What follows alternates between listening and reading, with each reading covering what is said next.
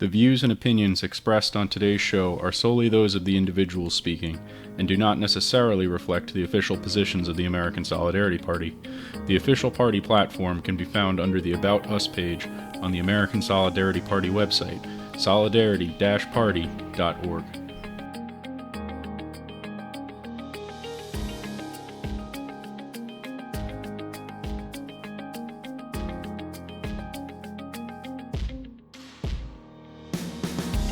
You're listening to The Pelican Brief, the official podcast of the American Solidarity Party, a show dedicated to promoting the common good on common ground through common sense. I'm your host, Bill Fleming. My guest today is Skylar Covich. Skylar is the national chair of the American Solidarity Party and joins me today to discuss the party and the presidential election.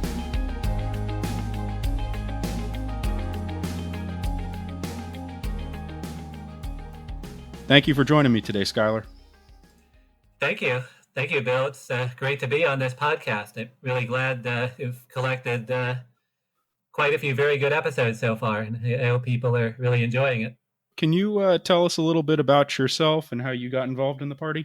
Great. So my name again is Skylar Covich, and I got involved in the party in the summer of 2016, right after we nominated our first presidential ticket.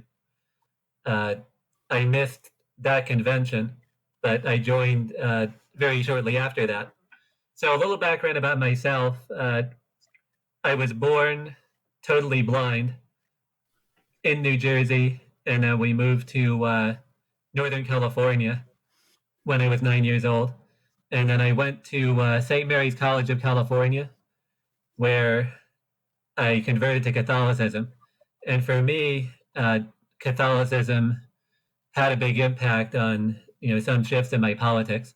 I grew up in a very liberal family and was involved in the Democratic Party in high school and college.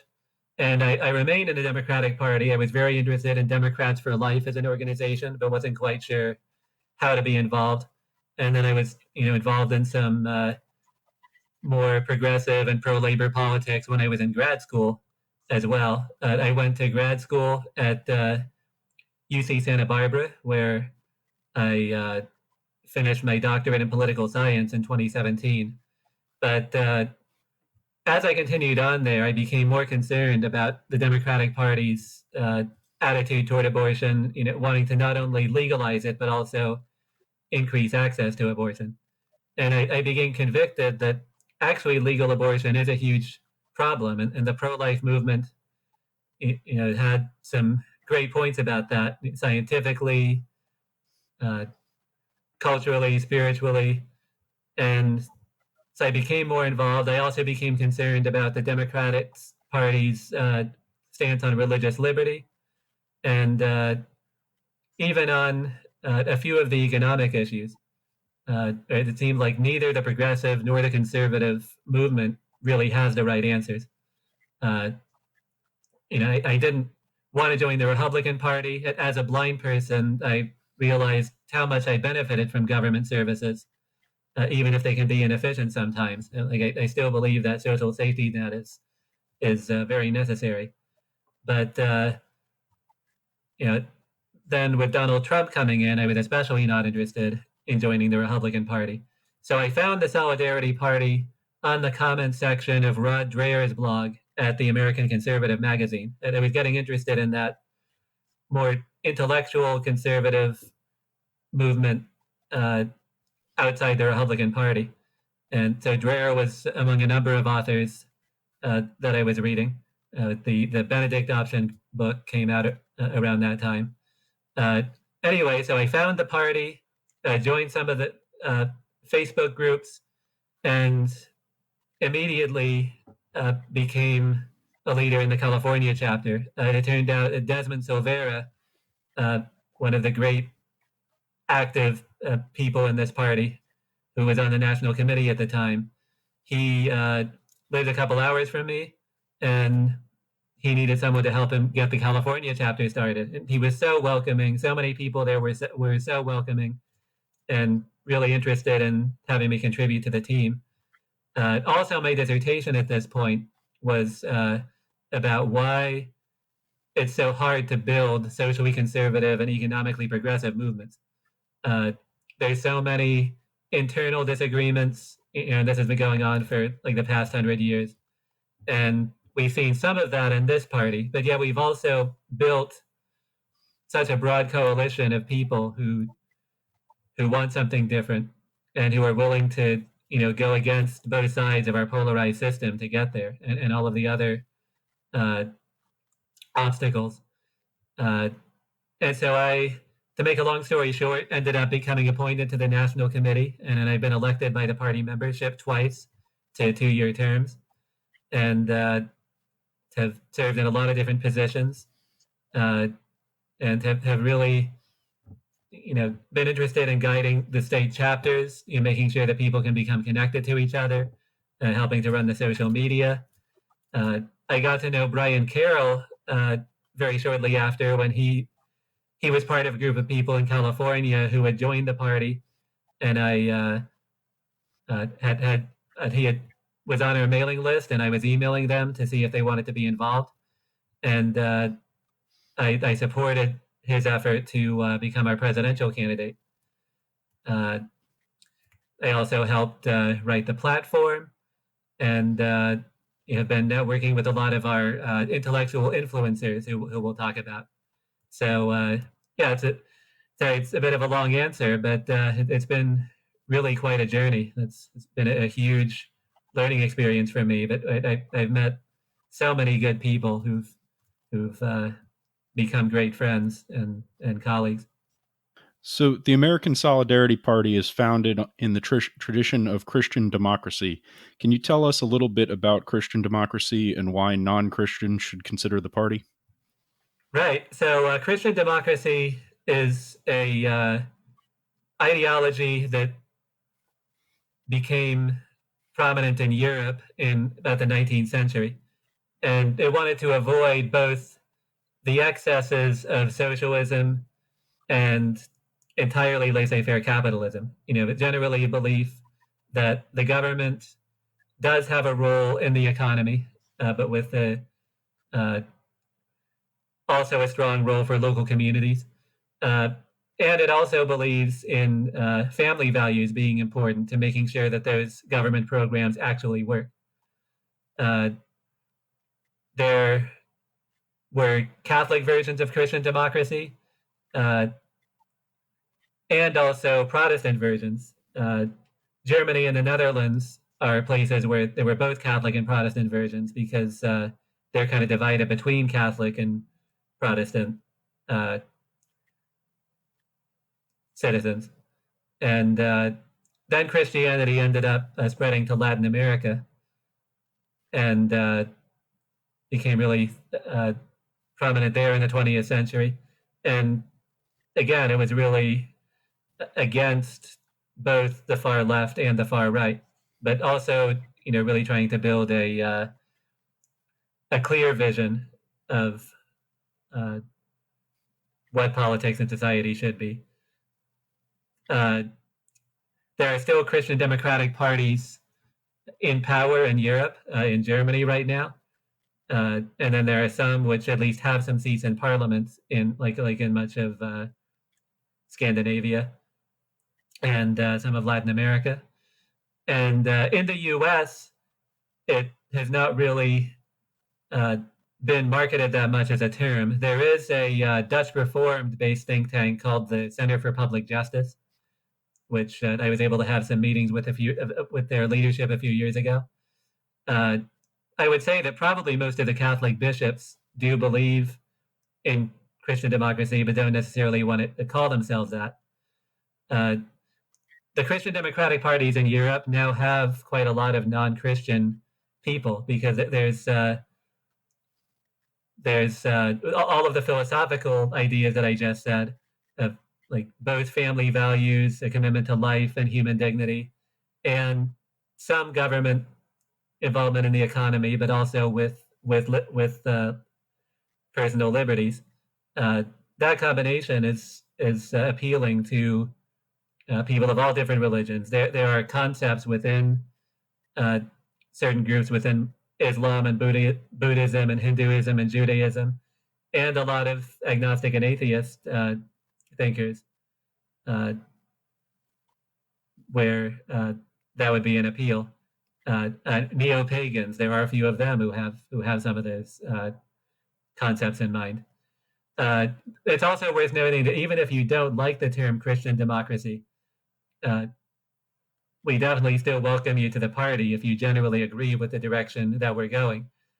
Two other philosophies that we have are the consistent life ethic, which has been more prominent in the American Catholic Church, and there are also Protestant and secular adherents of that. And then I think some Buddhist as well. And then there's also the concept of distributism, which is more toward the direction of localist economics than Christian democracy might be.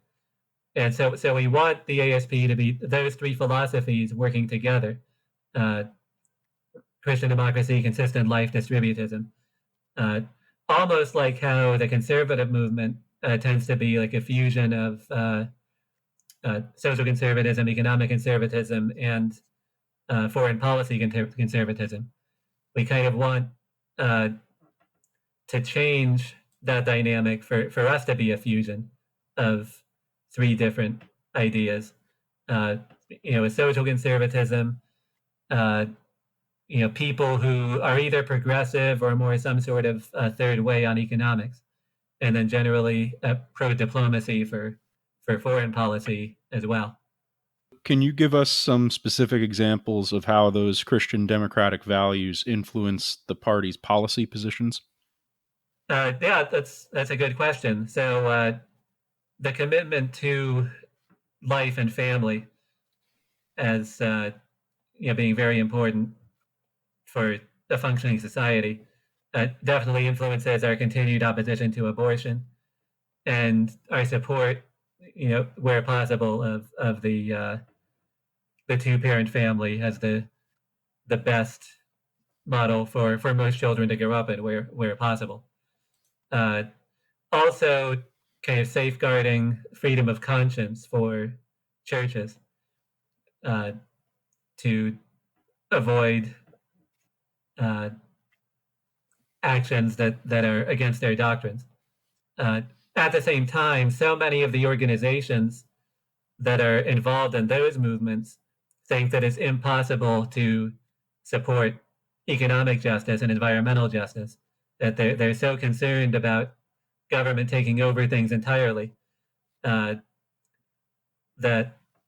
they they want to just completely take all that out.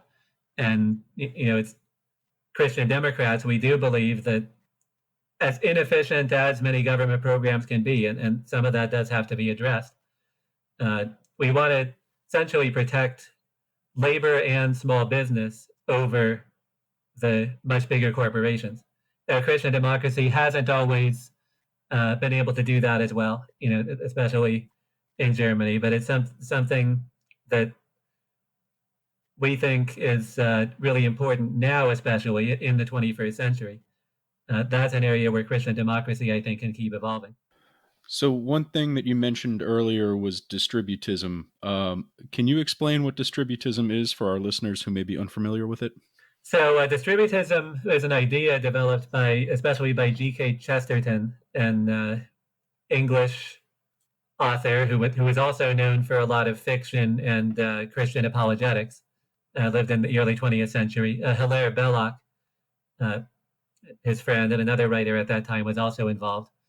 And it's essentially the idea that if more people owned smaller pieces of property, that would be better than either the government nationalizing everything, or the current completely laissez-faire capitalist system now, where property is concentrated in the hands of only a few wealthy corporations and individuals.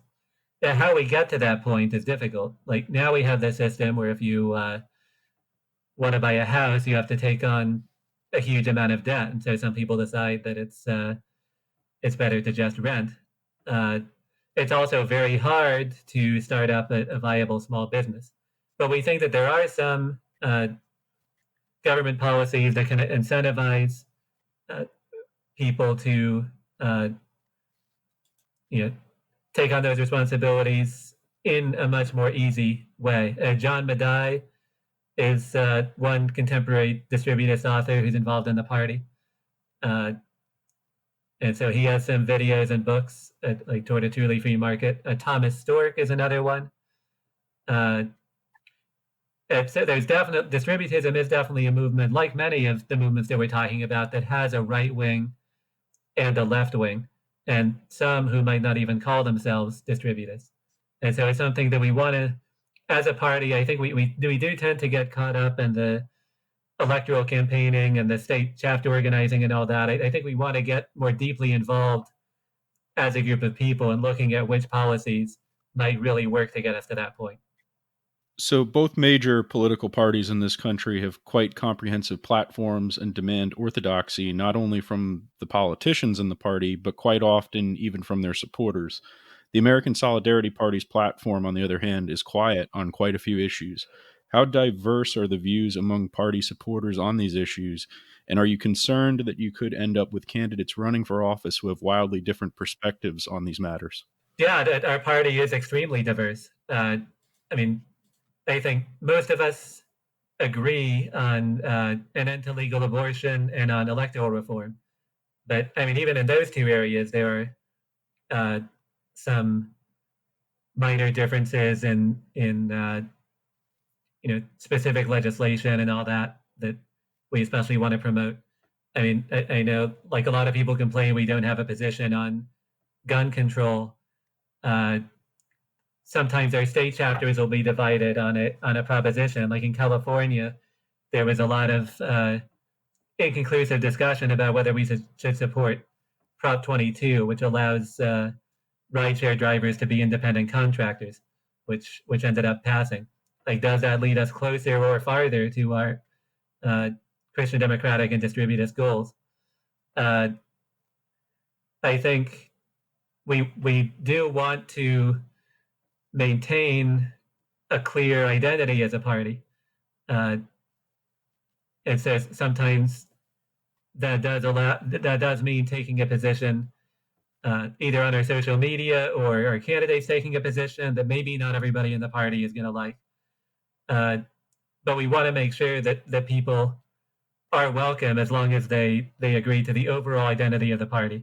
And if we get some voters or online forum members who disagree with us on, maybe even more than that, we welcome support from almost anybody as long as they don't try to change the entire part of the identity, which can be found, I think, pretty well in our statement of principles.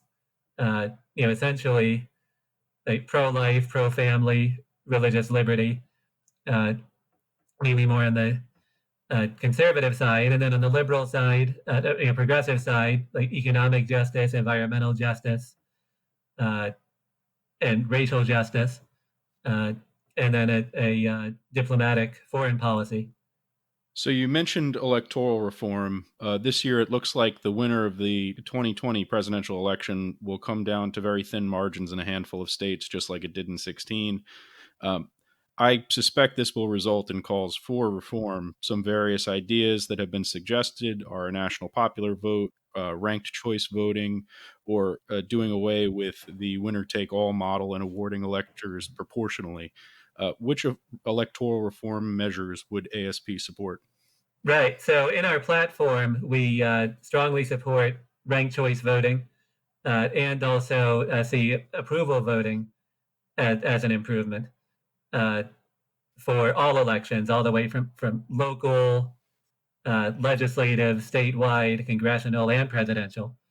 So in ranked choice voting, the idea is that you get to vote for as many candidates as you want on the ballot. I think this would have especially been good in the Democratic and Republican primaries for president, but really any election.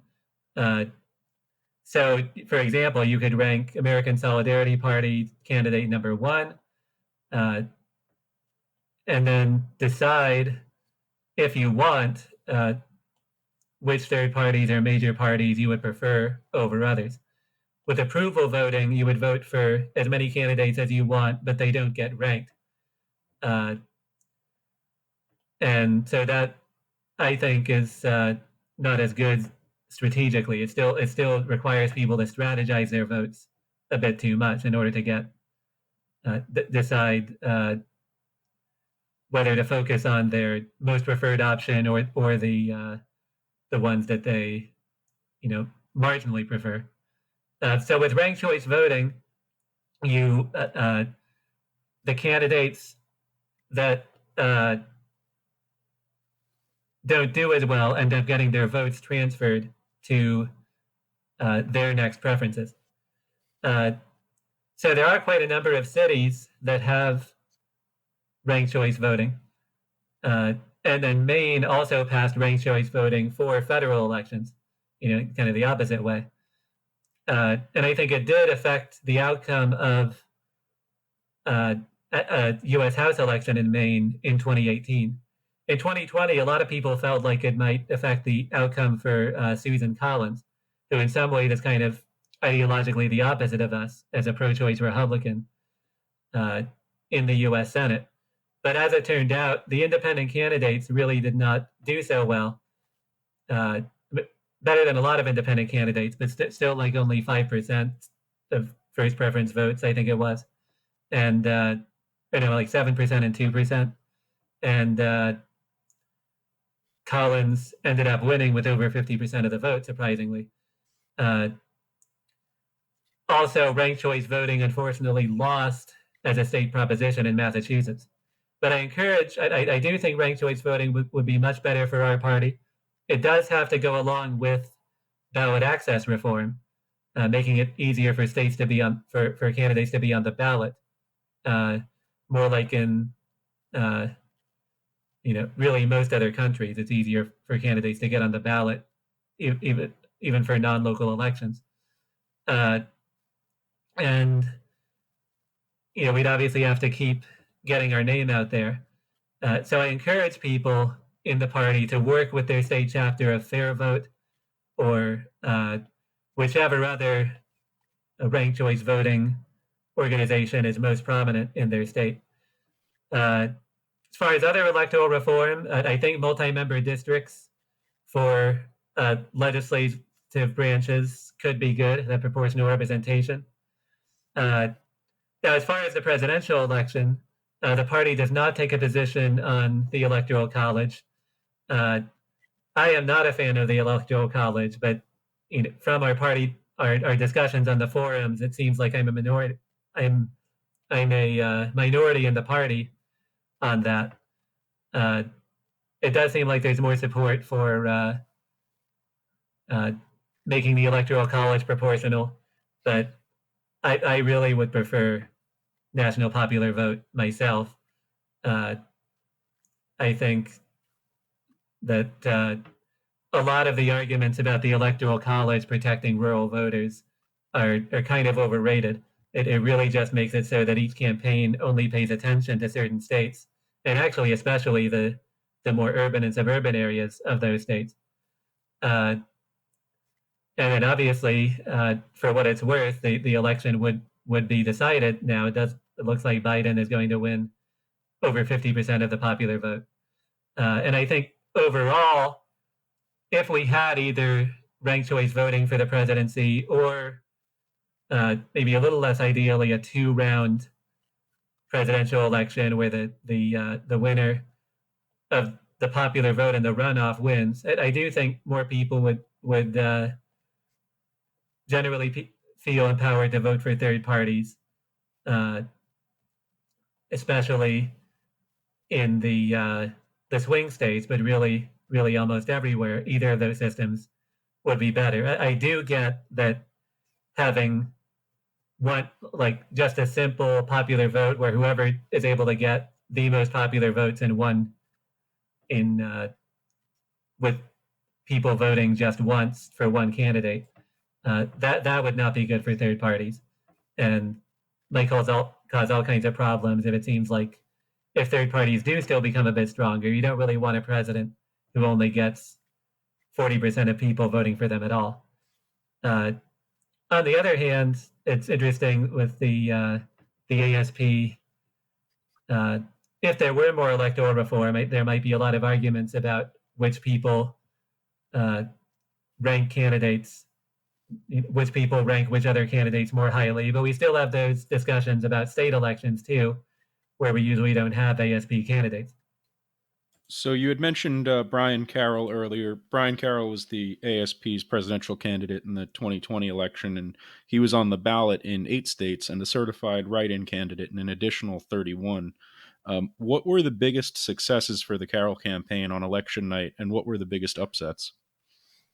So on election night itself, Louisiana getting in 5th place on a really crowded ballot and getting over 2,000 votes is definitely something to celebrate. We'd always thought that it had a lot of potential as a chapter, but it was only this year when it got really well organized. And there are a lot of pro-life Democrats in Louisiana, and also some Republicans who have like a bit more of a economic justice, but still socially conservative attitude. And so, yeah, we think Louisiana will be great for us going forward, even though there's still a little bit of representation for our point of view in both major parties, but obviously not for the presidential election. The performance in Illinois was also quite good at over 7,000 votes as of when I'm speaking now. Getting on the ballot there was kind of a surprise. It was one of only 2 states that made things a lot easier because of COVID. We were really not expected to even get on the ballot there. And they have great leadership now with Amar Patel, who's their vice presidential candidate, and Tai-Chi Kuo and Bonnie Callis, who are involved in the National Party as well. Wisconsin, I think we actually got our highest percentage of votes there, like 0.16%, and that's in a swing state, over 5,000 votes. And we're just ahead so far of the Constitution Party candidate, which is a lot to celebrate. I did expect we might do a bit better in Rhode Island, where we're still under 1,000 votes, but we really appreciate the work that chapter did to get on the ballot and campaign, and we do think there's a lot of potential for growth there. It would have also been really nice to have come in ahead of Kanye West and of the Constitution Party overall nationwide. It doesn't look like we'll get there, although so many of our write-in votes are still to be counted. We do know that we have, I believe, over 1,000 votes in Texas and over 1,000 votes in Ohio, and that's all write-in votes in swing states. So in certain areas of the state, of those 2 states, we expect those chapters to grow in the coming years. And then we have lots more write-in votes to come. We're over 20,000 votes now, and we expect to get up to 30,000 or 40,000 by the time all the votes are counted. What was really special on election day for Brian and Amar and I, and for many of us, is how many people checked in on Facebook and Twitter to say how good they were feeling about their votes. With people from all over the country, all backgrounds and walks of life. It was very special to see that, and people who really want to get involved from this election. We had that in 2016, and we had it even much more right before and right after this election. Can you talk a little bit about which ballot measures and races, aside from the presidential race, that you were watching on election night? Yeah, kind of at the last minute, the Tennessee State Committee decided to endorse John DeBerry, who's a pro-life Democratic state legislator in Tennessee, who had to be on the ballot as an independent because he was kicked off the Democratic Party primary ballot. Even he didn't even get to run in the primary because of his pro-life stance. And very sadly, he was defeated. We also did endorse a no vote on a proposition in California which would give more funding to stem cell research. And that election is fairly close last time I checked. We also endorsed a proposition in California granting voting rights to people on parole, and it looks like that has passed. Also successful in Louisiana, a pro-life constitutional amendment to the state constitution passed. Another good indication that Louisiana may continue to be a really good state for us. As the presidential election season winds down, what kind of activities and races are you focusing on next? Right. So we are very interested in getting more local candidates. It's something that a lot of people want. As I mentioned, we still need to look into our policies to figure out which very specific items we want local candidates to focus on. Now, it's going to be different in each community, but we want to make sure that there's something very distinctive about ASP local officials, once we have more of them winning. So we've had a few candidates for local office and for Congress, and one for governor, one for state legislator. None of those have won, but we do have at least two city council members.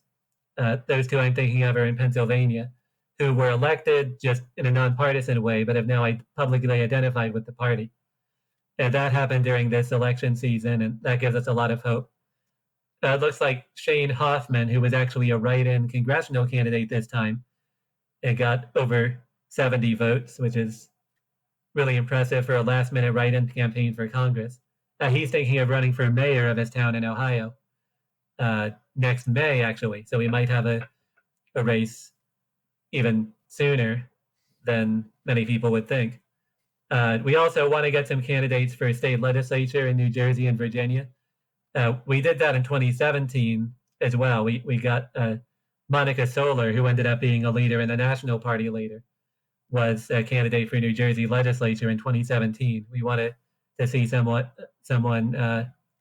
run there and in Virginia, just to get the party name out in a race where partisanship might be more of a factor. Like, the other thing with local races is that partisanship, except in some big cities, is usually not as much of a factor. And that's why it's been a little bit of a challenge to get more of a distinctive local politics. But we think we can. We have a lot of economic and environmental ideas and civic building ideas in our platform that we think people can run on. They just need more support within their own communities. And I think that there's some things that party members can do to support people really far away. But I think what we've learned that is, like, we can do fundraisers for them, but throwing money at the problem is not actually going to achieve a victory. It really is more about their ability to build support within the community. And usually that would be people who already have a very significant reputation in some sort of civic institutions in their community already. So if people are interested in keeping up with the party or getting involved, what are the best places for them to get in touch or to follow with what the party's doing?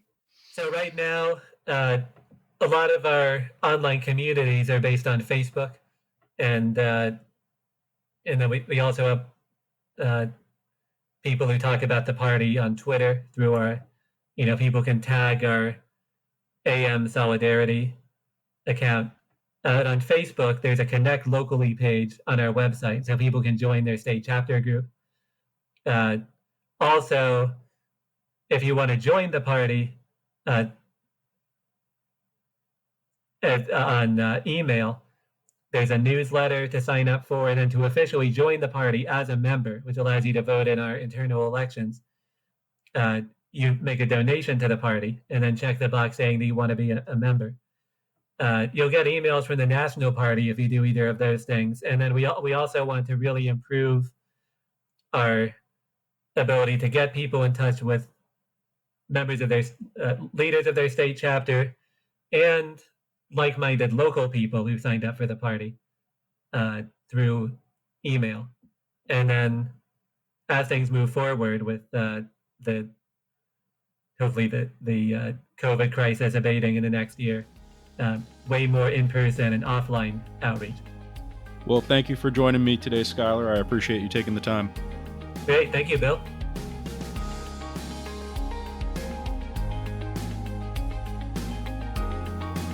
Thanks for listening. If you enjoyed today's episode, please share this podcast with your friends and family and subscribe so that you never miss an episode. Our next episode will be released in 2 weeks. Tune in to hear my conversation with Michael Beard about grassroots organizing.